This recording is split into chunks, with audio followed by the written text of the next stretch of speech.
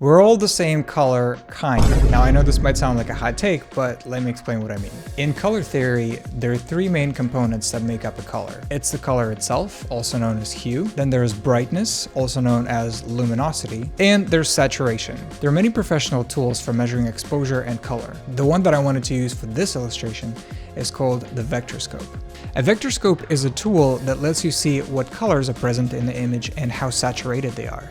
This line at around 1030 is called the skin tone guideline, and most of us are this exact hue of orange. Knowing all this, let me prove my point. For that, we're gonna go to Artlist, which brings us to the sponsor of this video. I'm just kidding, they have no idea who I am.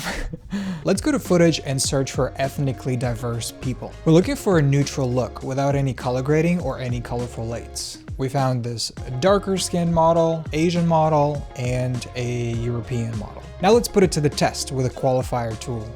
Checks out, checks out, checks out. I rest my case. Now the question is, what do you do with this information? I don't know. I thought it was an interesting fact to know.